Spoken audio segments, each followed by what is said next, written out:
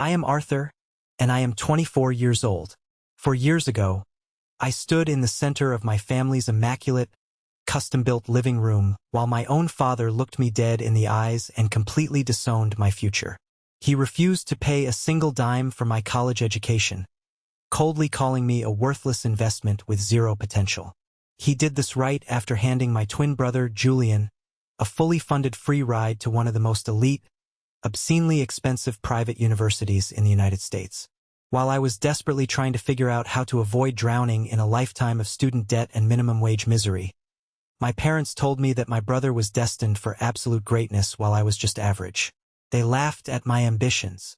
They treated Julian's college fund like a sacred inheritance and treated my life like a bad real estate deal they needed to write off as a total loss. But there is one massive thing they did not know. Over the next 4 years, I did not just survive the poverty they forced upon me. I secured the most exclusive, prestigious academic scholarship in the entire nation.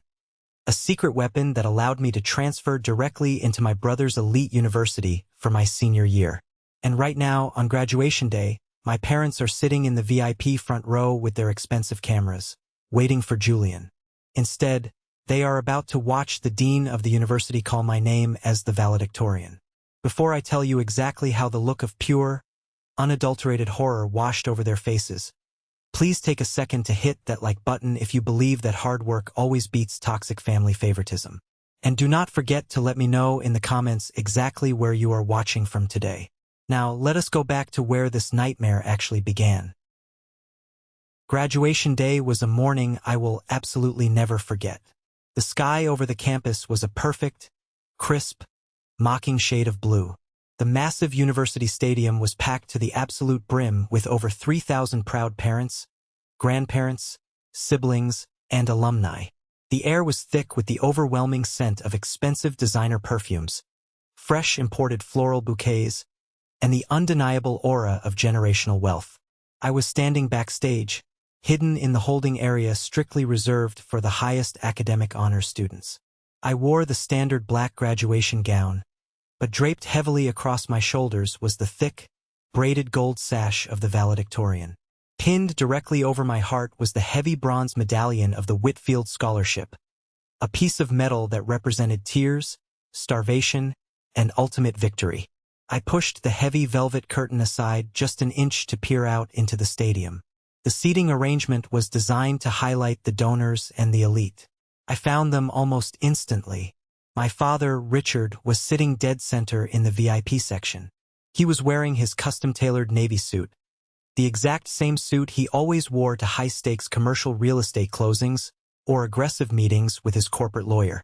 My mother, Eleanor, was sitting right next to him. She was wearing a pristine cream-colored designer dress and clutching a massive, ridiculous bouquet of white roses in her lap. Between them sat a single empty chair, likely meant for their coats or expensive bags. It was certainly not a seat saved for me. It was never for me. They looked incredibly smug. My father was leaning over, talking animatedly to a wealthy-looking man sitting to his left, probably bragging about Julian's incredible starting salary prospects, his vast network, and the corporate kingdom he was about to inherit. My mother was smiling, waving gracefully at some acquaintance a few rows back. They were completely and utterly oblivious. They did not even know I was in the same state, let alone standing 20 feet away from them, preparing to completely dismantle their perfect reality. I watched my father fiddle with his camera. He was adjusting the massive telephoto lens, aiming it toward the general graduate seating area on the field, searching for Julian.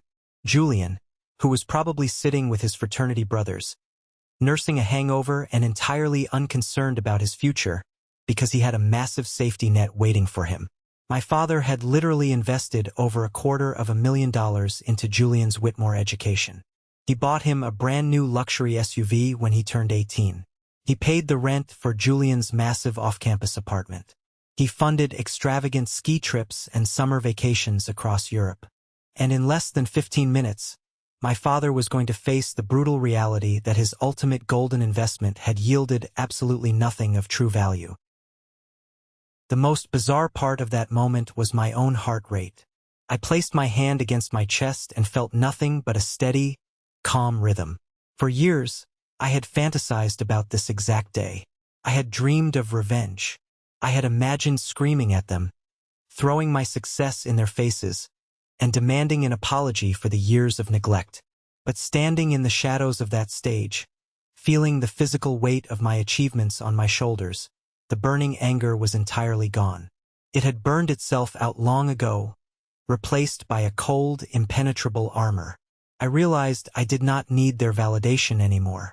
I did not need my father to look at me with pride. I just wanted them to see the unvarnished truth. But to truly understand the sheer magnitude of the silence that would soon fall over my family, we have to rewind the clock. We have to go back 4 grueling years to the summer of 2021. Because the real tragedy was not simply that my parents refused to write a check for my tuition. It was the calculated cruelty of how they executed their decision, and the sickening family secrets I uncovered the very same night I was thrown out of my childhood home like yesterday's trash. Growing up in our household was like living in a constant corporate performance review where the rules were rigged from the start. Julian and I were fraternal twins, but the moment we developed distinct personalities, the silent sorting process began. Julian was loud, charming, and naturally athletic. He knew exactly what to say to make adults laugh. I was quieter, analytical, and preferred reading books over throwing a football. In a normal family, these differences would be celebrated. In my father's house, they were metrics. My father viewed parenting through the cold, unforgiving lens of business. Everything was about the return on investment. If you did not bring immediate, visible prestige to the family name, you were a liability. By the time we reached high school, the divide was a canyon. Julian received private tutoring for his SATs, expensive golf lessons to prepare him for country club networking, and an endless stream of cash. I was handed his hand-me-down clothes, a laptop with a broken screen that overheated every 30 minutes, and a constant barrage of subtle insults about my lack of aggressive ambition. When I asked my mother why things were so different, she would always use the same tired excuse. She would tell me that I was imagining things, that Julian just required more resources to shine, and that I was naturally independent. It was a massive lie, a convenient narrative to cover up their blatant favoritism. And that lie finally culminated in the most devastating conversation of my life, a conversation that completely shattered my concept of family. The acceptance letters arrived on a warm Tuesday afternoon in April. For months, the tension in our house had been thick enough to cut with a knife. Julian and I had both applied to several universities. When the mail carrier dropped the envelopes into the box, my heart hammered in my chest. Julian ripped his open first. He had been accepted into Whitmore University, a prestigious private powerhouse of a school that catered almost exclusively to the ultra-wealthy. The annual tuition, room, and board came to a staggering $65,000. I opened my letter a moment later. I had been accepted into Eastbrook State. It was a highly respected public university, known for its rigorous academics but lacking the country club prestige of Whitmore. My tuition would be about $25,000 a year. It was expensive but manageable, or so I thought. That evening, my father summoned us to the living room for a family meeting. He settled into his large leather armchair, steepling his fingers. He did not look like a father about to celebrate his son's academic achievements. He looked like a chief executive officer preparing to lay off half his workforce. My mother sat stiffly on the sofa, her hands clasped tightly in her lap, staring blankly at the coffee table. Julian leaned casually against the fireplace mantel, tapping a rhythm on his phone screen, looking entirely unbothered. I sat on the edge of a chair, clutching my Eastbrook acceptance letter like a lifeline. "We need to discuss the financial reality of the next 4 years," my father began, his voice deep and authoritative. "Julian, your mother and I have reviewed the numbers. We have decided to fully fund your education at Whitmore. We will cover the tuition, the housing, the meal plans, and provide a generous monthly allowance. You have immense leadership potential. You understand how to network. Whitmore is an investment. You will build connections there that will secure this family's status for decades. It is a strategic move. Julian barely looked up from his screen. He gave a half shrug. Thanks, Dad. That is awesome. Then my father slowly turned his head to look directly at me. The temperature in the room seemed to drop 10 degrees. Arthur, he said, his tone entirely devoid of warmth. Your mother and I have decided not to fund your education. We will not be contributing a single cent. I froze. The words echoed in my ears, but my brain refused to process the meaning. I looked from my father to my mother. What do you mean? Eastbrook is a third of the price of Whitmore. I have already saved up over $2,000 from my summer job working at the hardware store. I just need some help bridging the gap so I do not have to take out massive loans. My father let out a short, harsh sigh, as if my lack of understanding was a personal insult to his intelligence. It is not about the cost, Arthur. It is about the return on investment. You are a smart boy, but you are not exceptional. You do not command a room. You are too quiet, too internal. Spending money on your college education is throwing good money after bad. There is no tangible return on investment with you. We are not running a charity. You will just have to figure it out yourself. Get a job. Take out loans. Struggle builds character. I felt physically sick. The sheer cruelty of his words hit me like a physical blow. He was not just refusing to pay for school. He was explicitly telling me that I was inherently worthless. I looked desperately at my mother. I prayed she would intervene, that she would show a shred of maternal instinct. Mom, I whispered. She refused to meet my eyes. She stared intensely at her hands. Your father is right, Arthur. We have to be practical. We cannot jeopardize Julian's trajectory. You are resourceful. You will manage. Julian smirked, slipped his phone into his pocket, and walked out of the room without saying a single word. He did not care. He had his prize. I did not argue. I did not cry.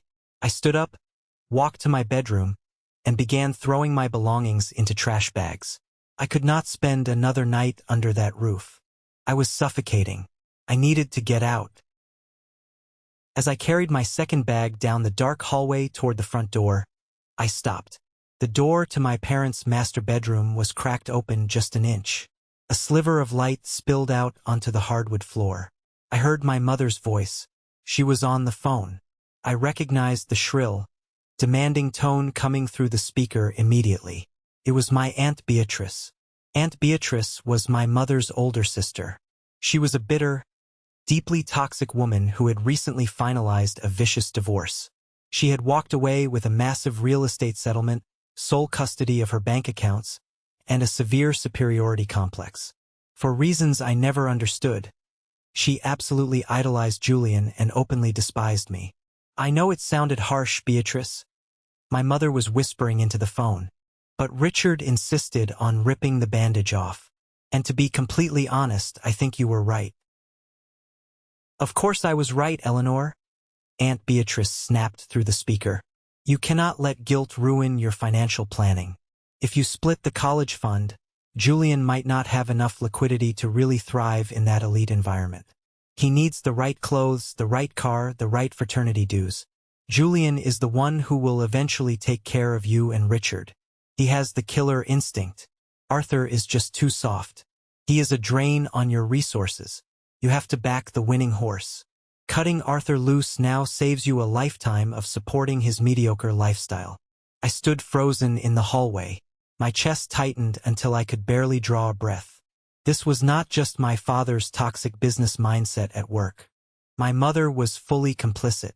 And behind it all, Aunt Beatrice was acting as the unseen architect of my ruin, manipulating my parents into abandoning me to secure Julian's throne.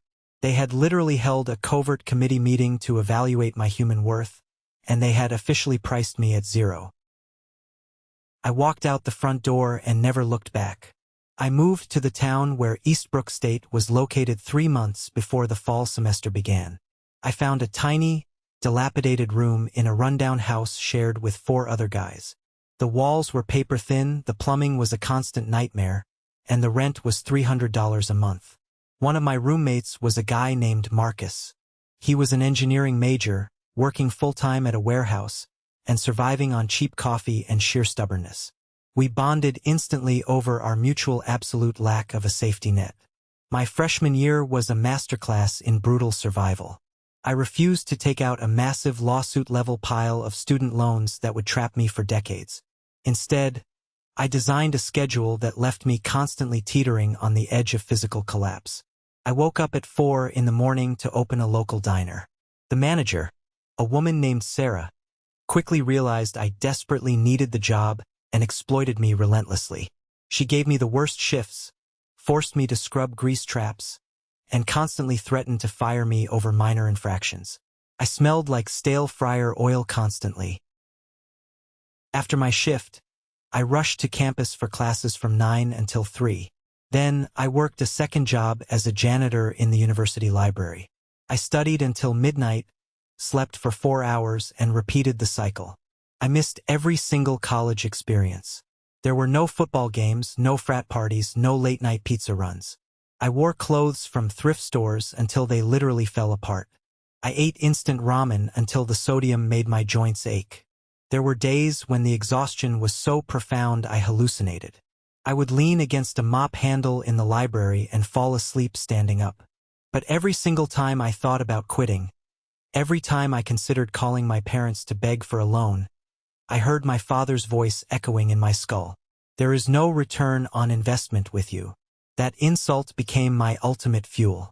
The absolute breaking point, the moment the final fraying thread connecting me to my family snapped entirely, happened on Thanksgiving Day of my freshman year. I obviously could not afford the travel expenses to go home, nor was I invited. I was sitting on my bare mattress on the floor of my freezing room, eating a cold turkey sandwich I bought from a gas station.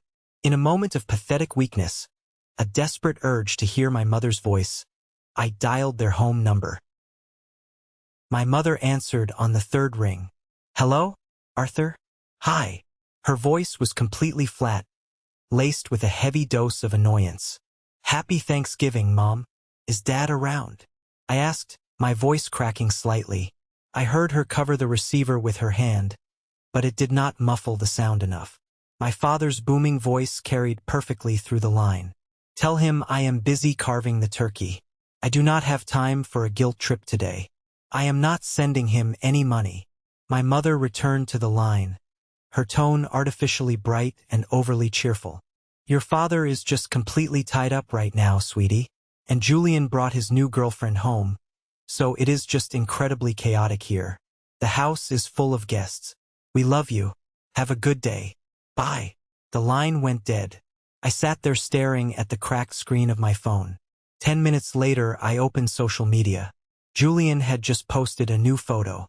It was a perfectly staged, professional-looking shot of the dining room. Crystal wine glasses caught the light. A massive, perfectly roasted turkey sat in the center of the table. There was my father smiling proudly, my mother looking radiant, Julian and a stunning blonde girl laughing at something he said. I zoomed in on the table. I counted the chairs. There were exactly 4 chairs. For place settings. For plates. They had not even bothered to set an empty plate for me. I did not exist in their world. I was a ghost they had successfully exorcised. I closed the laptop. The deep, agonizing ache in my chest that I had carried for months suddenly vanished. In its place, a profound, chilling emptiness settled over me. I realized in that freezing room that I was an orphan with living parents. And from that exact second forward, Arthur the neglected, desperate son died. Arthur the relentless survivor took complete control. When sophomore year began, the dynamic of my life shifted from pure physical survival to aggressive academic warfare. I was enrolled in advanced microeconomics, taught by Dr. Margaret Sterling. Dr. Sterling was an absolute legend on the Eastbrook campus. She was brilliant, utterly unforgiving, and had a terrifying reputation for failing half her class just to weed out the weak. Students whispered about her in the hallways like she was a monster. I did not care. I needed her class for my degree, and I needed an A. I sat dead center in the front row, recorded every lecture, took relentless notes, and treated her syllabus like it was a binding legal contract. Our first major assignment was a massive term paper analyzing resource allocation in impoverished demographics. I poured 70 hours of research into it. When she handed the graded papers back at the end of a grueling 2-hour lecture, I flipped to the last page, bracing myself for a B-. Staring back at me in bold, thick red ink was an A+. Right beneath the grade was a handwritten note. See me in my office immediately. My heart hammered frantically against my ribs as I walked into the economics faculty wing. I knocked on her door. Dr. Sterling was sitting behind a massive, imposing oak desk, surrounded by towering stacks of academic journals. She peered over the rim of her reading glasses. "Arthur," she said, her voice sharp and piercing. "Close the door. Sit down." I sat rigidly in the leather chair opposite her. "This term paper," she began, tapping the document with her pen, "is master's-level analytical work. The depth of your understanding regarding systemic resource scarcity is extraordinary for a 20-year-old. Where exactly did you learn to evaluate human capital and resource allocation with such brutal precision?" I swallowed hard, looking at the floor. "I just look at things in terms of pure survival, Professor. When you do not have a financial safety net, when you are one missed paycheck away from eviction, you learn exactly what every single resource is worth. You calculate the cost of everything." Dr. Sterling studied my face for a long, uncomfortable minute. It felt as though she was looking straight through my cheap, faded thrift store shirt and seeing the deep, structural exhaustion anchored in my bones. "Tell me your story, Arthur," she demanded. Her tone was no longer sharp. It was an undeniable command. And for the very first time in my life, I told someone the complete, unvarnished truth. I told her about the family meeting. I told her about the phrase, return on investment. I told her about Aunt Beatrice's manipulation. I told her about the diner, the grease traps, the 4 hours of sleep, and the Thanksgiving photo with only 4 chairs. When I finally stopped talking, the office was dead silent. Dr. Sterling did not offer me meaningless pity. She did not give me a sympathetic hug. Instead, she offered me a weapon. "Arthur, have you ever heard of the Whitfield Scholarship?" she asked, leaning forward. I shook my head. She explained that it was an incredibly exclusive, highly endowed national foundation. It was the academic equivalent of winning the lottery. They selected only 20 university students nationwide each year. The scholarship paid full tuition at any university in the country, provided a massive $10,000 annual living stipend, and guaranteed elite corporate internships at top-tier financial firms. It requires a direct nomination from a senior faculty member, a massive portfolio of academic work, and a deeply personal, rigorous essay regarding how you have overcome systemic barriers, she said. Her eyes locked onto mine. "I am officially nominating you. You have a mind that belongs at the absolute top of the financial sector. Do not let small-minded, arrogant people keep you in the dirt." I threw myself into the Whitfield application process like a man fighting for his last breath. I spent weeks drafting and refining my personal essay. The prompt demanded an exploration of defining your own intrinsic value against external metrics. I poured my soul onto those pages. I wrote about my father's corporate parenting style. I wrote about the Thanksgiving photo. I wrote about redefining my worth when my own blood had priced me at 0. But during this intense period of preparation, I made a massive, almost fatal mistake. Because I was taking advanced finance classes, I was forced to join a mandatory study group. There was a girl in my group named Chloe. Chloe came from a very prominent, wealthy local family. She drove a brand new Porsche, carried a different designer handbag every week, and acted like she was everyone's best friend. One late night at the university library, I was completely exhausted, my guard was down, and I was stressing over the final edits of my Whitfield essay. Chloe noticed. "Oh my gosh, Arthur, you are applying for the Whitfield too?" she asked, her eyes widening with faux excitement. "That is so crazy. We should totally peer review each other's essays. It is so insanely competitive. We really need all the help we can get to stand out." Like an absolute naive idiot, I trusted her. I thought we were comrades in the academic trenches. I emailed her a draft of my deeply personal essay. 2 days later, she casually mentioned that my essay was pretty good, but maybe a little too depressing and dark for a scholarship board. A week before the national submission deadline, Dr. Sterling called me into her office. I walked in expecting to discuss final edits. Instead, I found her looking absolutely furious. The temperature in the room was glacial. My stomach immediately dropped. "Arthur," she said coldly, sliding a freshly printed document across her massive desk, "can you please explain to me why a student named Chloe just submitted an essay to the National Foundation portal that contains 3 completely identical paragraphs to the draft we reviewed together last week? She submitted her final application 2 days ago. Yours is not in the system yet. If you submit your essay now, the National Plagiarism software will automatically flag you as the thief, and you will be blacklisted." The room spun violently. Chloe had stolen my trauma. She had stolen my pain, my deeply personal story about my father's rejection, and actively tried to pass it off as a metaphor for some fabricated hardship in her own privileged life. She knew I was just a poor kid working at a local diner. She figured I would not have the power, the resources, or the courage to fight back against a girl with a wealthy lawyer father. "I did not copy her, Dr. Sterling," I said, my voice shaking with an absolute, white-hot rage. "She offered to peer review it. I sent her the file. She stole my life." Dr. Sterling leaned back in her chair. Slowly, a terrifying, predatory smile spread across her face. "I know you didn't, Arthur.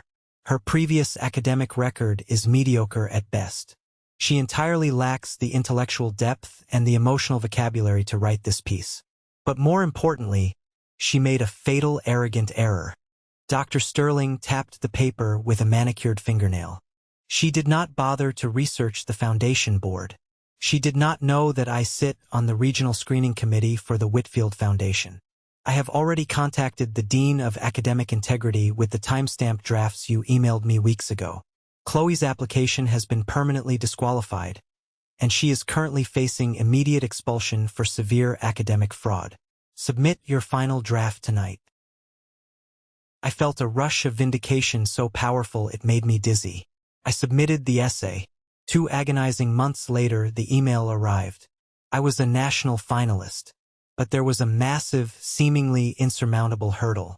The final round required an intense, in-person panel interview at the Foundation's headquarters in New York City. It was a Tuesday afternoon.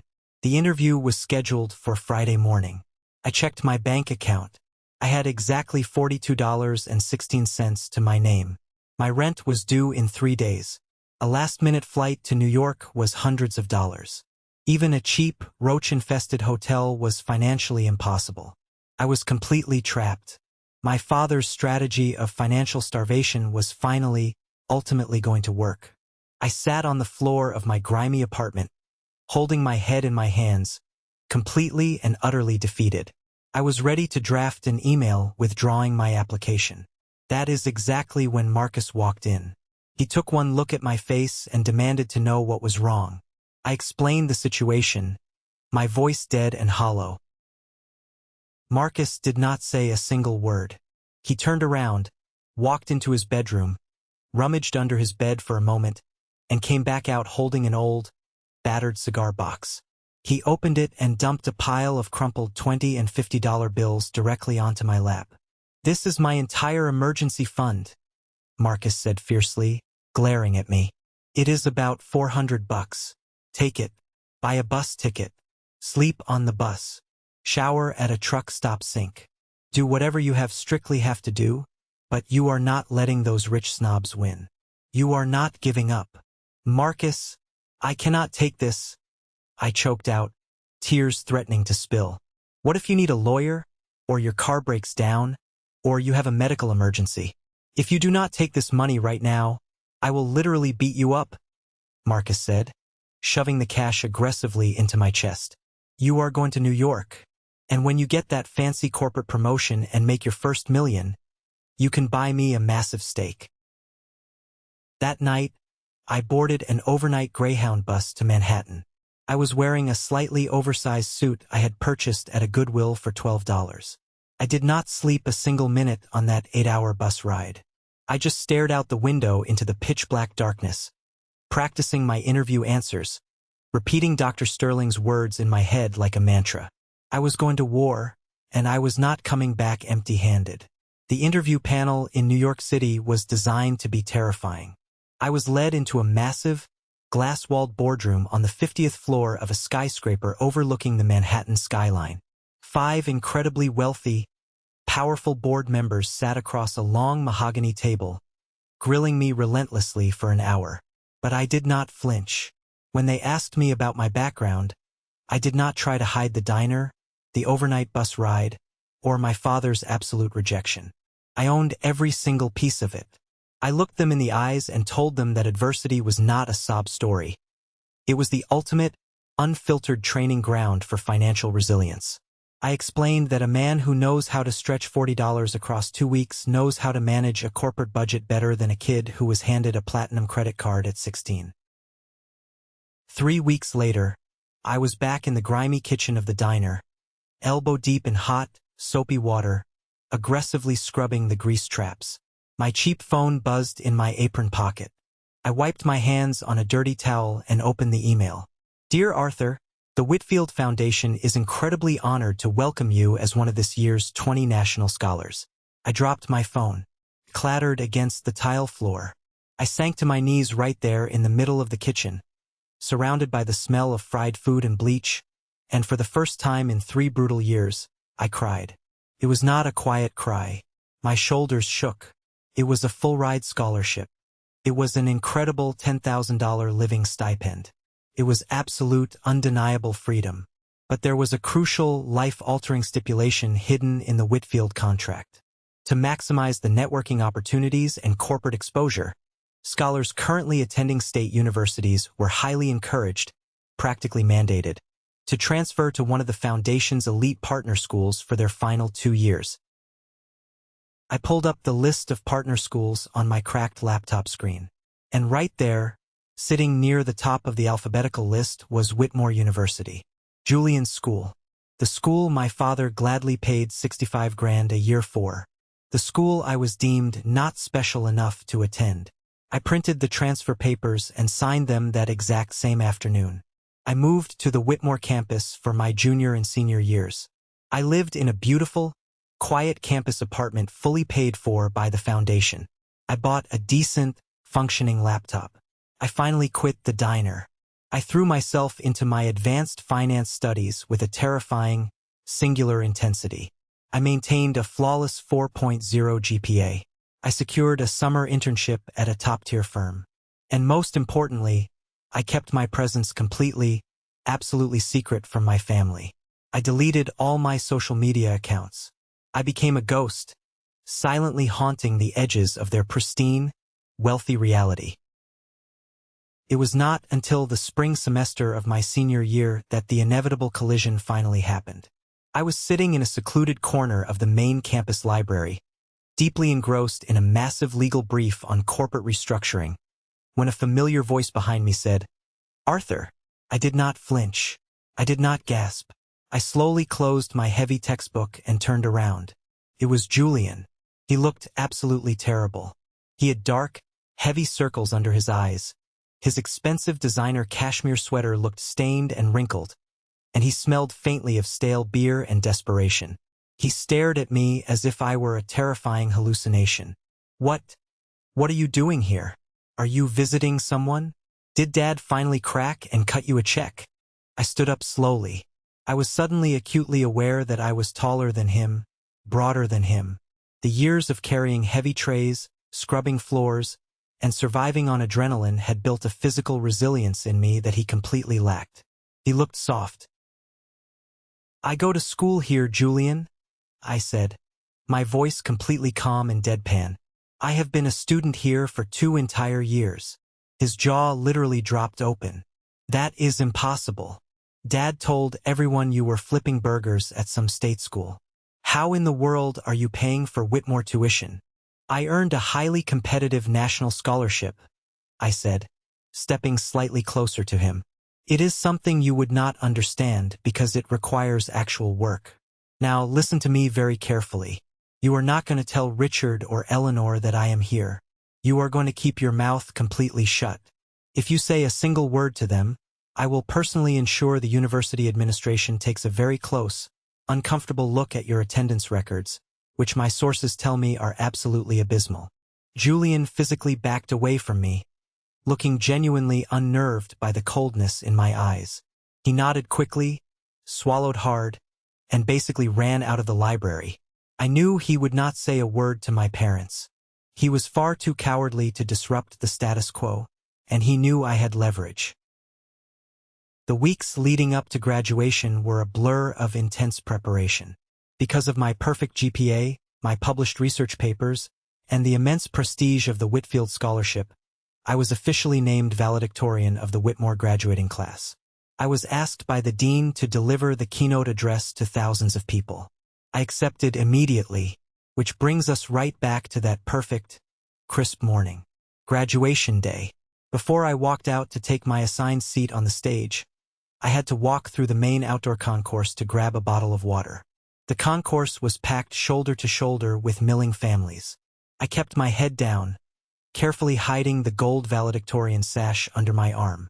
Suddenly, cutting through the noise of the crowd, I heard that familiar, booming, arrogant voice. My father. I quickly ducked behind a massive marble pillar. Richard and Eleanor were standing barely 10 feet away, chatting animatedly with an older, wealthy-looking couple. I recognized the man instantly from local business magazines. He was a massive commercial real estate developer my father had been desperately trying to court for years. "So, Richard, Julian is graduating with high honors today, I assume?" the developer asked, taking a sip from his coffee cup. My father laughed heartily, a booming, fake sound. Of course. He has a few massive corporate job offers lined up already. You know how it is in our circles. You have to aggressively invest in the thoroughbreds to see the best returns. Didn't you have another son? A twin? The developer's wife asked innocently, tilting her head. My mother stiffened visibly, her smile freezing. My father waved his hand dismissively, exactly like he was swatting an annoying fly. Ah yes, Arthur. Well, he took a very different path. He decided rigorous academics just weren't for him. Last I heard, he was working at some greasy spoon diner in a rundown college town. It is a terrible shame, but you simply cannot force ambition into someone who just wants to be a minimum wage lifer. You cut your losses and move on. I stood perfectly still behind that marble pillar, my blood turning to absolute ice. They were still doing it. Even today, on the culmination of my entire educational career, they were actively using my supposed failure to make themselves look superior. They were actively lying to protect their fragile, toxic egos. But the amazing thing was, I did not feel hurt anymore. I did not feel a single pang of sorrow. I just felt a cold, hyper-calculated readiness. I stepped back into the shadows. I adjusted the heavy gold sash over my shoulders, making sure it lay perfectly flat. I pinned the bronze Whitfield medallion to my chest so it caught the morning sunlight perfectly. I walked back to the VIP staging area, taking my rightful place in line directly behind the dean of the university. The massive ceremony began. Introductory speeches were made. The crowd clapped politely for the local politicians and the honorary degree recipients. And then, Dean Alastair stepped up to the main podium microphone. The stadium speakers echoed powerfully across the manicured lawns. "Ladies and gentlemen," the dean's voice rang out, commanding total silence. "It is now my supreme honor to introduce a young man who embodies the absolute pinnacle of academic excellence, relentless resilience, and unbreakable character. He is our sole Whitfield scholar, graduating today with a flawless 4.0 GPA. He has already secured a senior advisory position at one of the top financial firms in New York City." I took a deep, steadying breath. I stepped out from the dark shadows of the backstage wings and walked directly into the glaring sunlight of the main stage. "Please welcome your valedictorian, Arthur." The world seemed to stop spinning entirely. I thought the shock on their faces was the ultimate payoff. I was so incredibly wrong. What happened next would destroy my father's empire entirely. I stepped out from the heavy, dark velvet curtains of the backstage holding area and walked directly into the glaring, unforgiving morning sunlight of the main stage. The massive university stadium stretched out before me, an absolute sea of 3,000 faces, a vibrating blur of colorful summer dresses, sharp tailored suits, and thousands of waving graduation caps. The applause from the crowd began as a polite, standard rumble when the dean first announced the valedictorian, but it quickly swelled into a deafening, thunderous roar as he finished reciting my extensive academic credentials. I walked with a very slow, highly deliberate, and perfectly measured pace toward the center wooden podium. The heavy gold valedictorian sash rested securely on my broad shoulders, a physical testament to the thousands of hours I had spent sacrificing my youth for my future. The thick bronze Whitfield medallion pinned to my chest caught the bright morning sun, flashing like a brilliant warning beacon across the perfectly manicured green lawns of the stadium. I did not look at the crowd right away. I kept my eyes locked fiercely on the silver microphone stand waiting for me. I needed to anchor myself deeply in the reality of the moment before I faced my past. I reached the podium, gripped the polished wooden edges of the stand with both hands, took a deep breath of the warm summer air, and finally allowed my gaze to sweep slowly over the VIP section, sitting exactly 20 feet away from me. The visual image of my biological family in that exact, suspended second is permanently burned into the deepest recesses of my memory. It was exactly like watching a horrific, high-speed car crash unfold in extreme, agonizing slow motion. My father, Richard, was still holding his incredibly expensive telephoto camera, his index finger resting lightly on the silver shutter button, completely and utterly frozen in place. His mouth was slightly open in an undignified gape. All the arrogant, wealthy color had rapidly drained from his face, leaving him looking like a pale, terrified, remarkably fragile old man. The heavy camera slowly slipped from his suddenly weak grip, entirely forgotten, and bounced off his knee before hitting the synthetic stadium turf with a dull, heavy thud. He did not even blink. He just stared at me, his eyes wide with a mixture of absolute disbelief and dawning terror. My mother, Eleanor, was sitting right next to him in her pristine cream-colored designer dress, and her physical reaction was even more visceral and pathetic. The massive, expensive bouquet of imported white roses she had proudly purchased for Julian slipped completely from her lap and crashed to the ground, scattering delicate white petals all over her expensive leather shoes. She reached out with trembling hands and grabbed my father's arm with a grip so incredibly tight I could actually see her knuckles turning entirely white from where I stood on the stage. I watched her perfectly manicured lips move rapidly. I could not hear her voice over the massive, echoing applause of 3,000 people, but I had spent 18 years studying her passive-aggressive expressions. I knew exactly what she was whispering. She was saying, "Richard, what did we do? Oh my God, what did we do?" And then there was Julian, the golden child, the $1 million investment. He was sitting in the 5th row of the general graduate seating area, surrounded by his rowdy fraternity brothers. He was leaning forward so far he was almost falling out of his folding chair, his mouth hanging wide open in pure, unadulterated shock. He looked frantically down at our parents sitting in the premium front row, then whipped his head back up to stare at me on the elevated stage, completely unable to mathematically process the reality unfolding directly in front of him. The thoroughbred, the son who had been handed a $250,000 college fund on a silver platter, was sitting in the sweltering heat with the rest of the average crowd. Meanwhile, the son who had been aggressively priced at zero, the son who was told he had absolutely no potential, commanded the highest, most respected platform in the entire stadium. I stood there in the absolute, commanding center of their completely shattered reality and let the thunderous applause wash over me for a long, deliberately agonizing moment. I did not rush. I wanted them to sit in the sheer, suffocating discomfort of the situation. I wanted them to feel the crushing, undeniable weight of their own monumental miscalculation pressing down on their chests. Then, I leaned forward and confidently adjusted the silver microphone. A brief, sharp screech of audio feedback echoed through the stadium, and the massive crowd instantly fell into a heavy, expectant pin-drop silence. 3,000 people were waiting for my words. Good morning, graduating class of Whitmore University, distinguished faculty, and honored families. I began, my voice booming across the stadium speakers, perfectly steady and completely unwavering. For years ago, I was given a piece of advice that completely altered the trajectory of my entire existence. I was told, in no uncertain terms by people who held immense power over my life, that I was a completely worthless investment. I was told, directly to my face, that I possessed absolutely zero potential.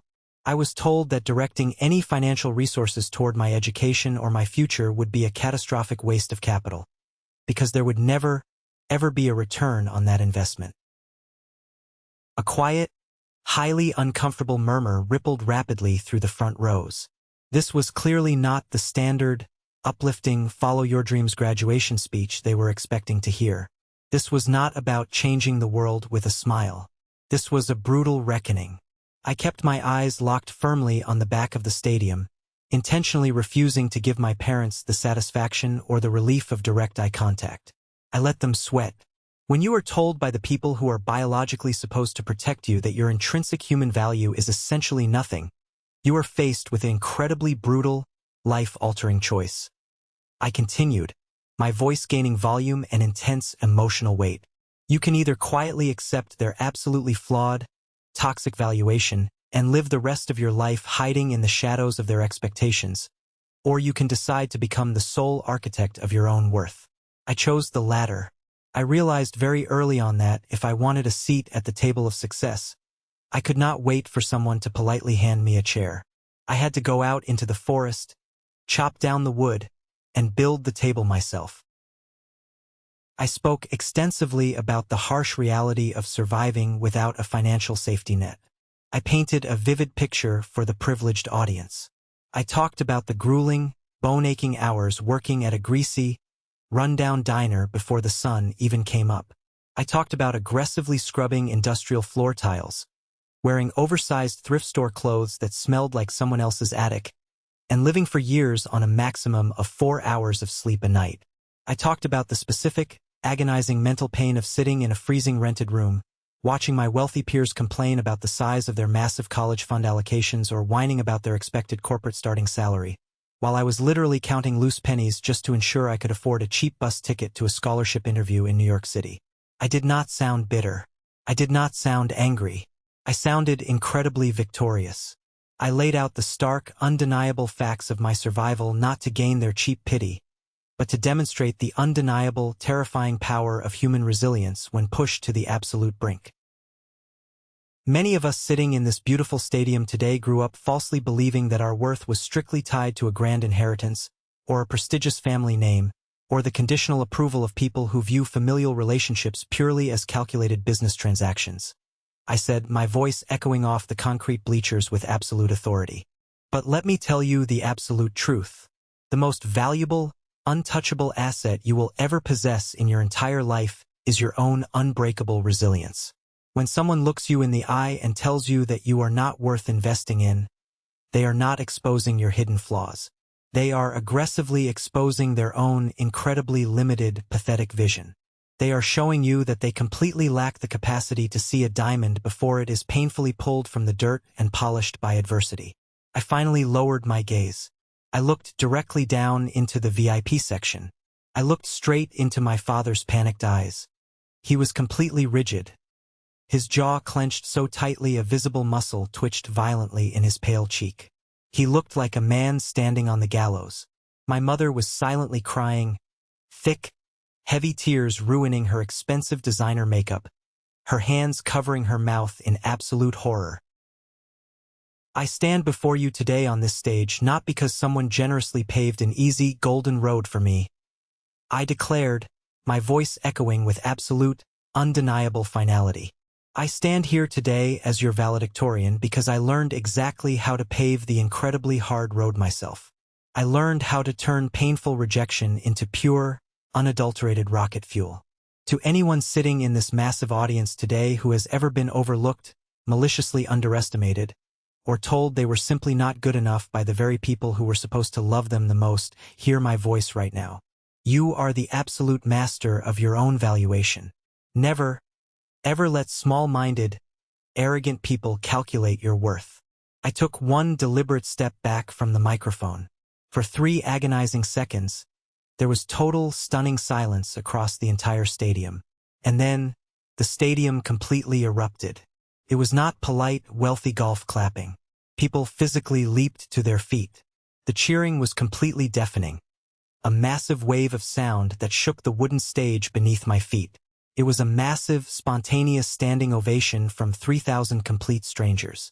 I looked over at the esteemed faculty section, and Dr. Sterling was standing proudly at the front, wiping a single tear from her eye, clapping fiercely and nodding at me. I looked back down at the premium front row. My father and my mother were the absolute only 2 people in the entire VIP section who were not standing. They sat frozen in their expensive, reserved seats, looking incredibly small, entirely diminished, and completely destroyed by the undeniable reality they had arrogantly created. The immediate, chaotic aftermath of the graduation ceremony was a wild blur of aggressive handshakes, flashing camera bulbs, and wealthy parents aggressively pushing through the crowd to congratulate me. I was standing near the massive, intricately carved grand oak doors of the university's main reception hall.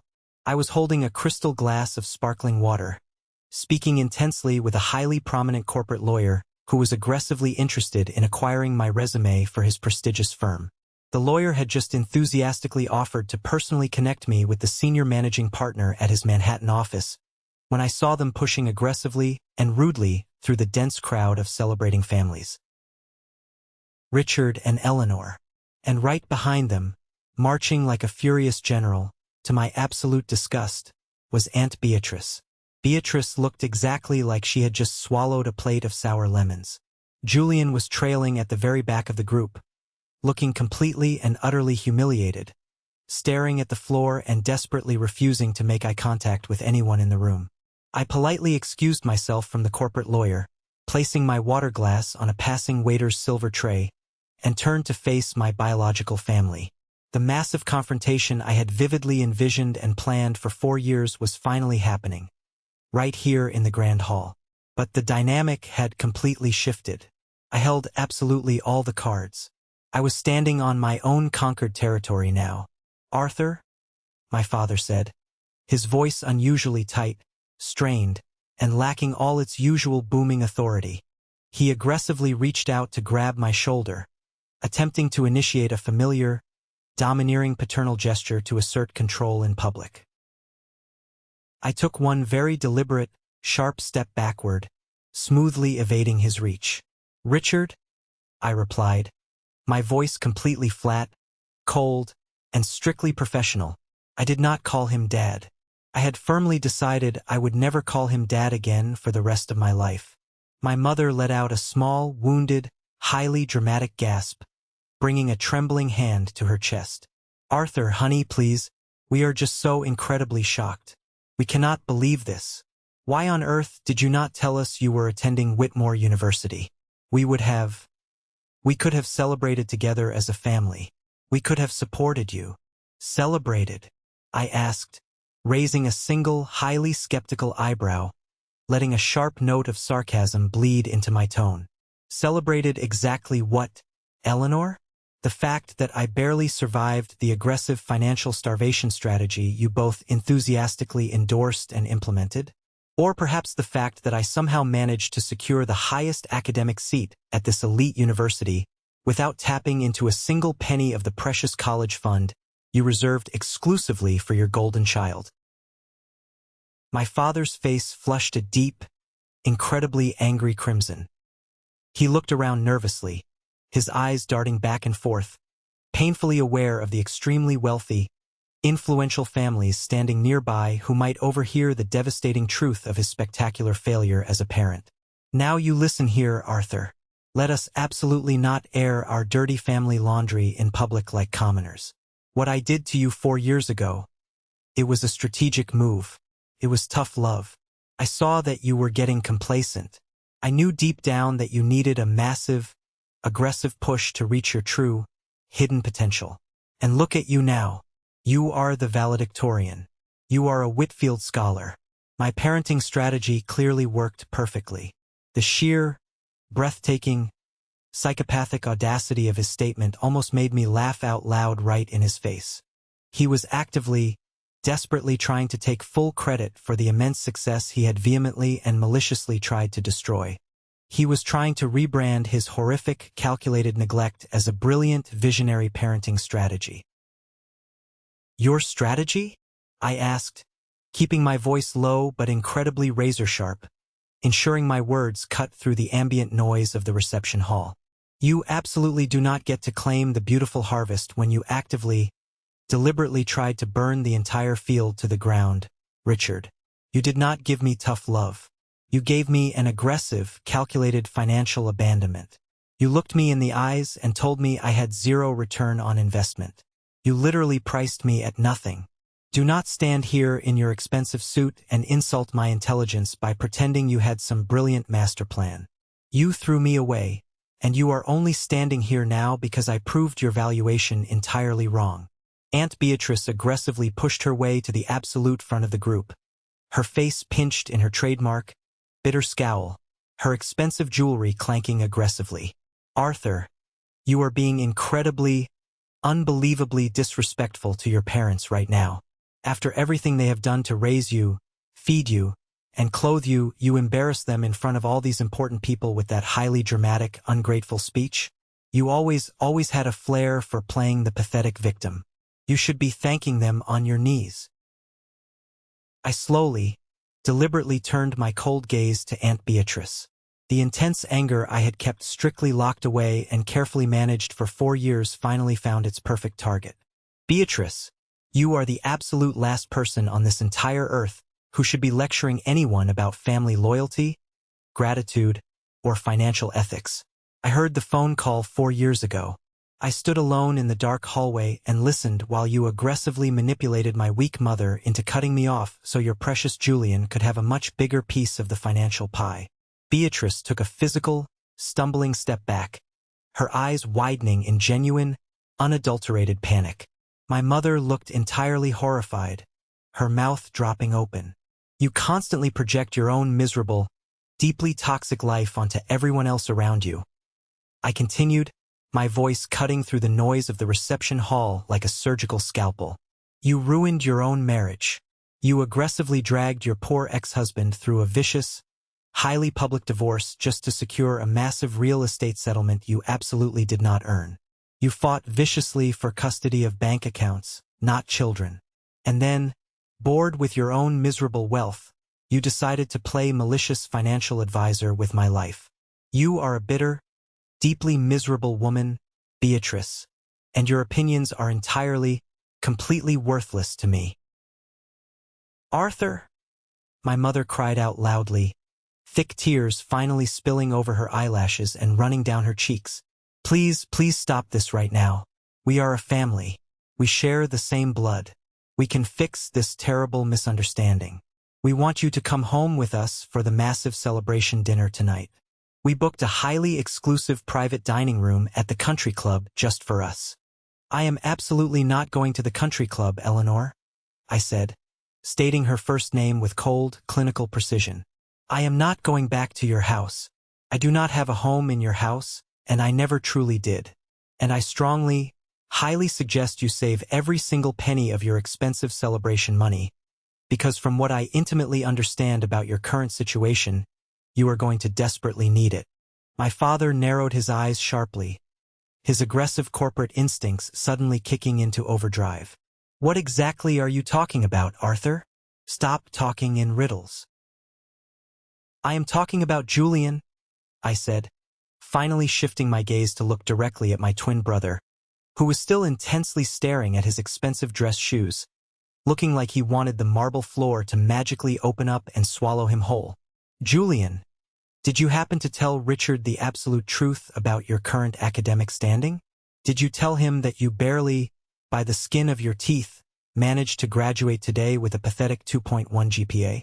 Or did you conveniently leave out the massive fact that the highly lucrative corporate job offer Richard was loudly bragging about to the real estate developer earlier today actually completely rescinded their offer 3 weeks ago when they finally saw your disastrous final transcripts? My father whipped his head around so fast I thought he might snap his neck. He stared at Julian with pure, unmasked fury. Julian? What the hell is he talking about? You looked me in the eye and told me you officially secured the junior executive position. You told me the contract was signed. Julian swallowed incredibly hard, his face turning a sickly shade of pale green. Dad, I can explain. They wanted a higher GPA for the final background check. I was going to tell you tonight, I swear. I just didn't know how to break the news. My father looked like he was going to have a massive, catastrophic stroke right there in the middle of the elegant reception hall. His face turned purple.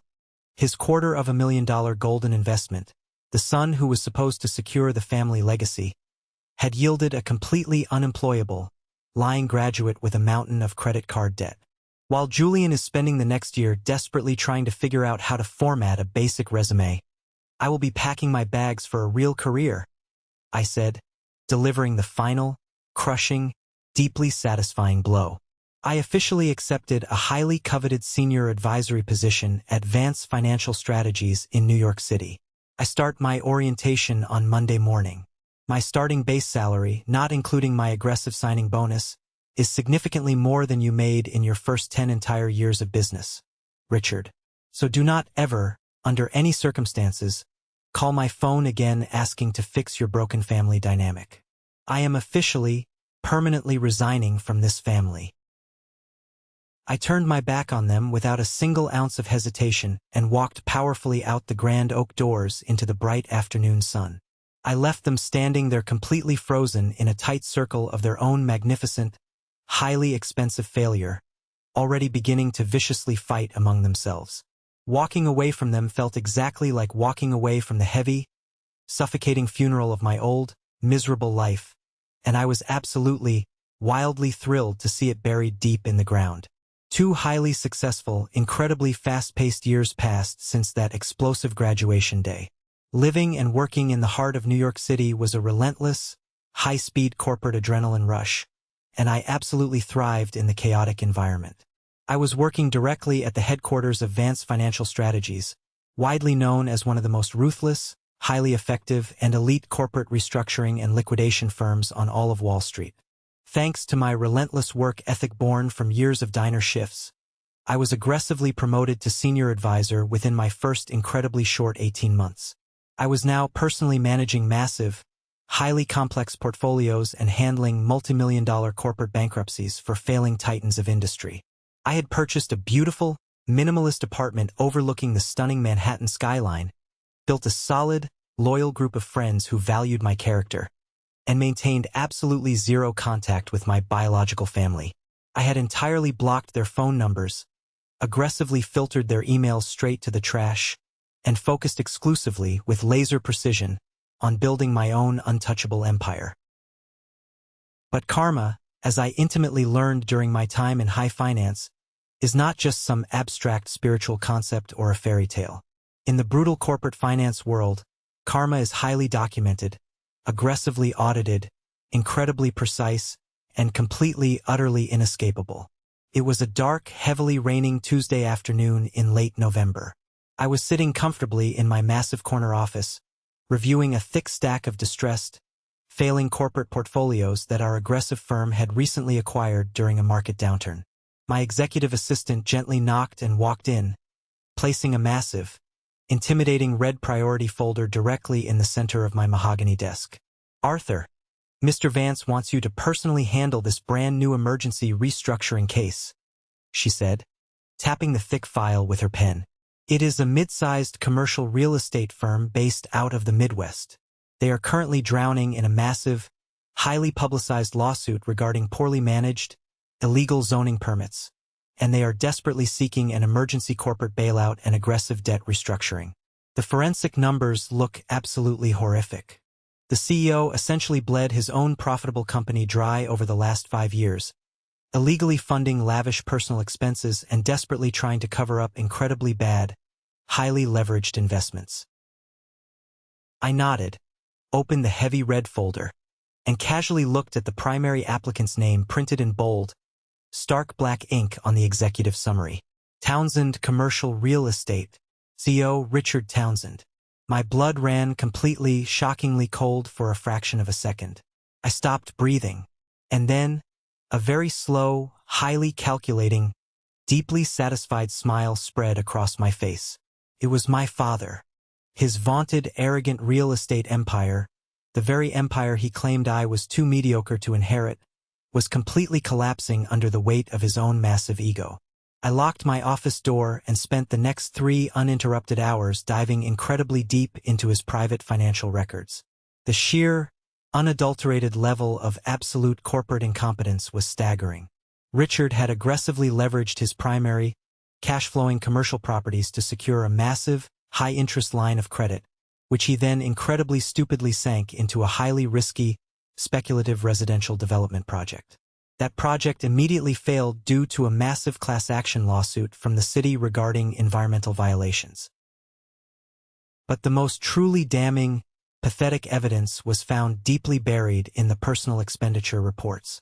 My father had been actively, illegally siphoning critical company operational funds to maintain his wealthy, country club lifestyle when the business started failing. I found undeniable records of massive 6-figure payments covering Julian's constantly mounting, ridiculous credit card debts.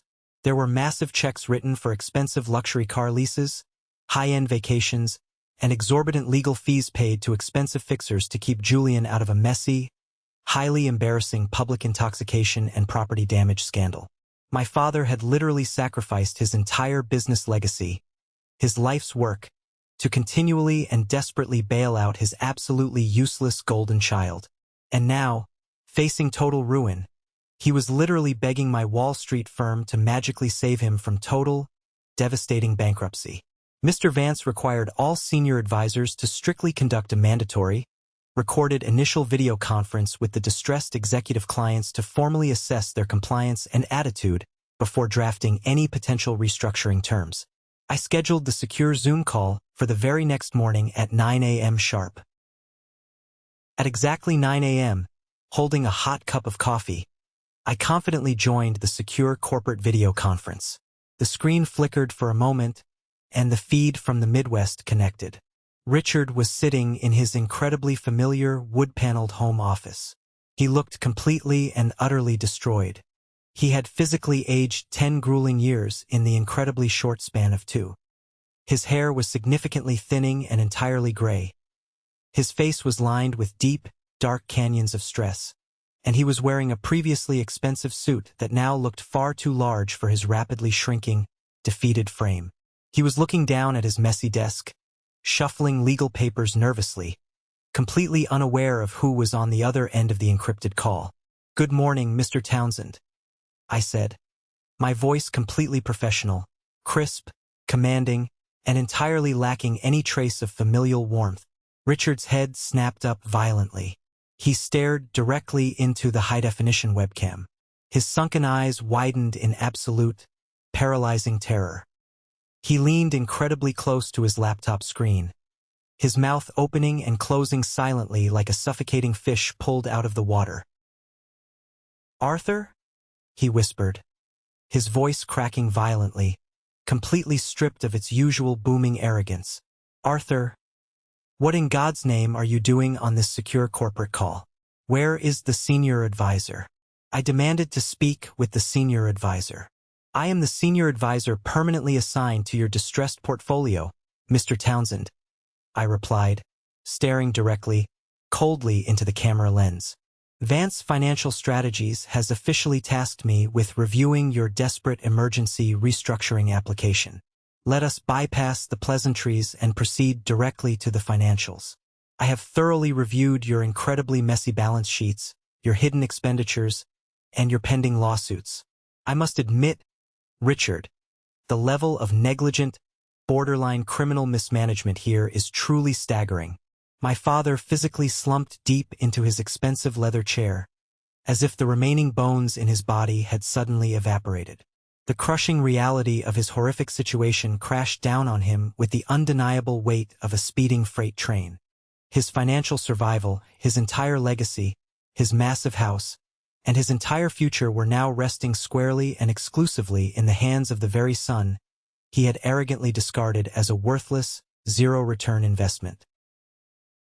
"Arthur, please, I am begging you," my father pleaded, his arrogant, untouchable corporate persona completely, utterly shattering into a million pathetic pieces.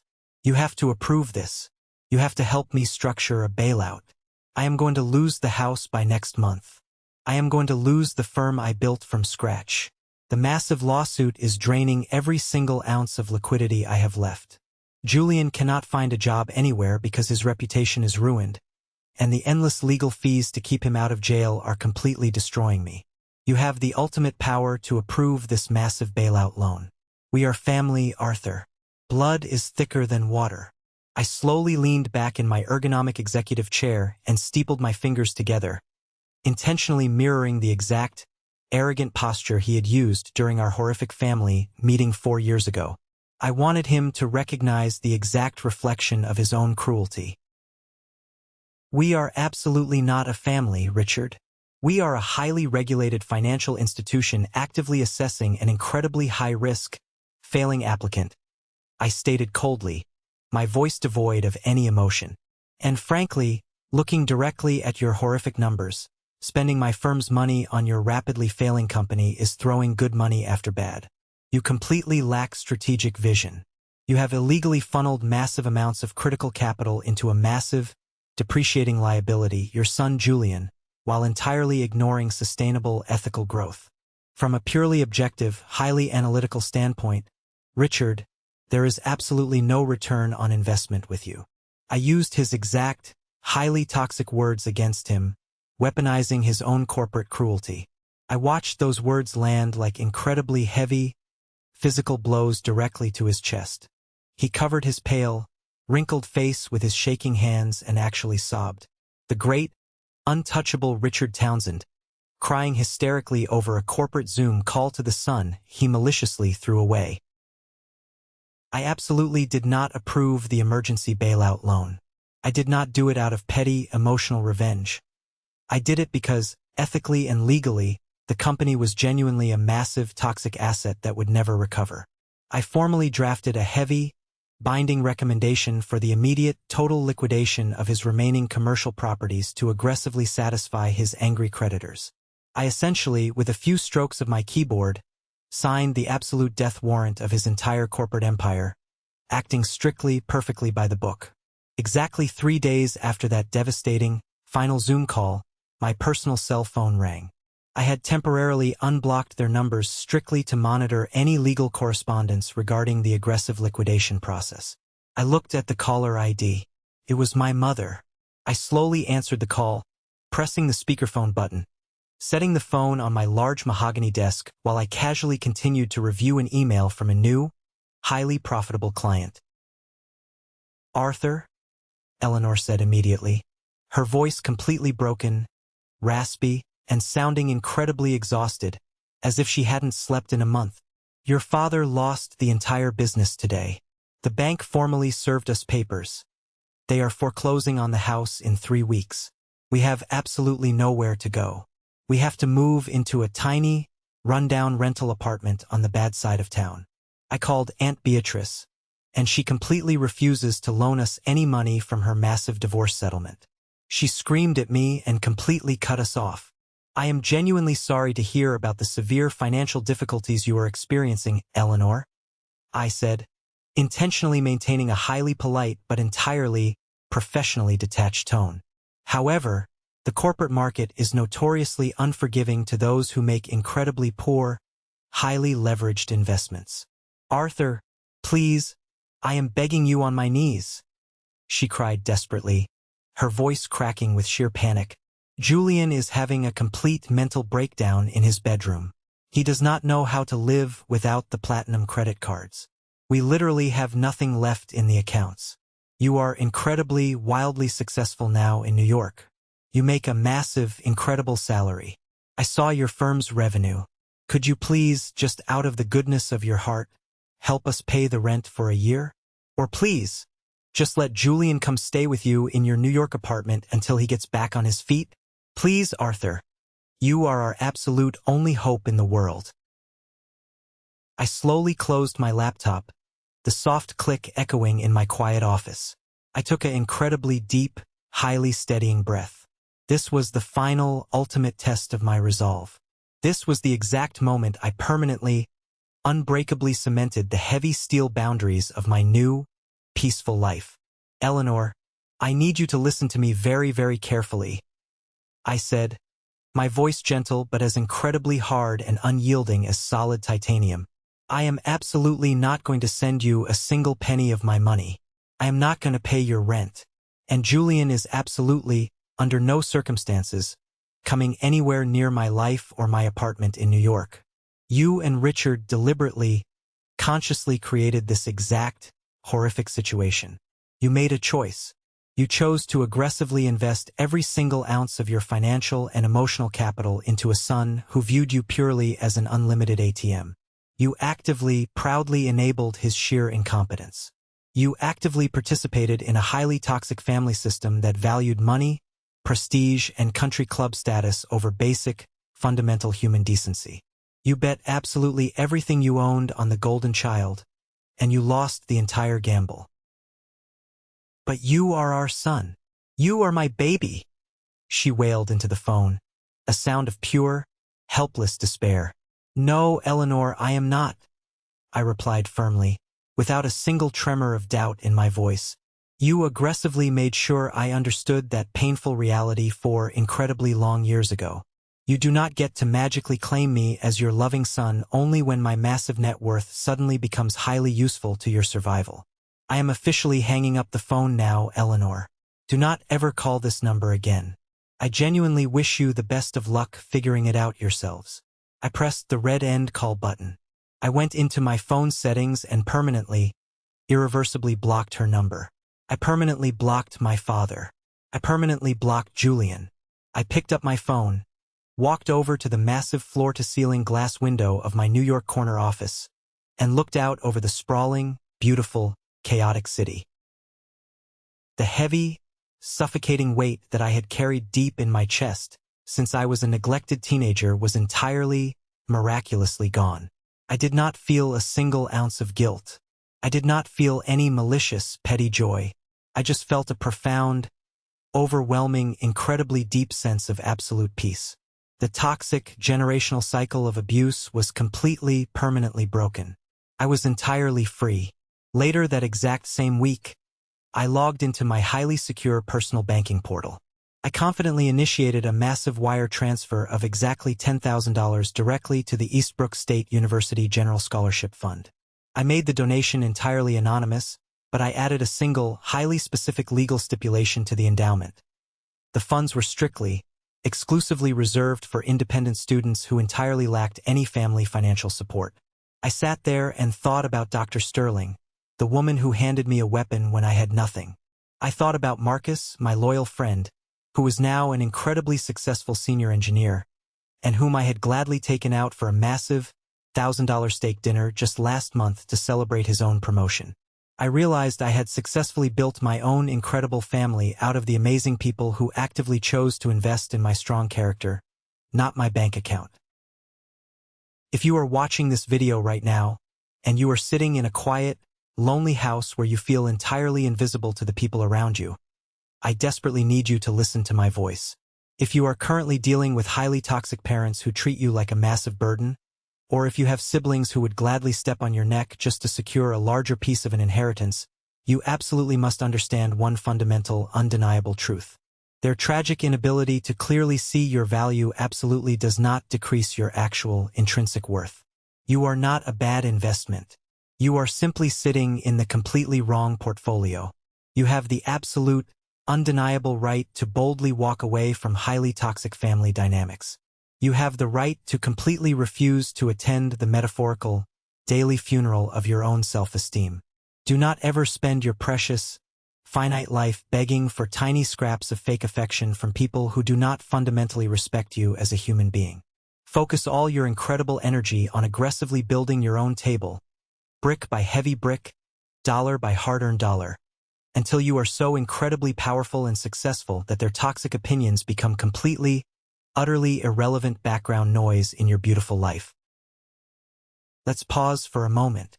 Thank you for staying with me this far. You're truly amazing. Please help me by liking the video and commenting the number 1 below so I know you've been here with me until this point. This not only helps more people discover this story, but also lets me know that my experiences mean something to someone. Your support is the greatest motivation for me to keep sharing the rest of this journey. Have you ever faced something similar with your own family? Have you ever had to cut ties to save your own future? Share your story in the comments below, and don't forget to like and subscribe so you don't miss the next journey.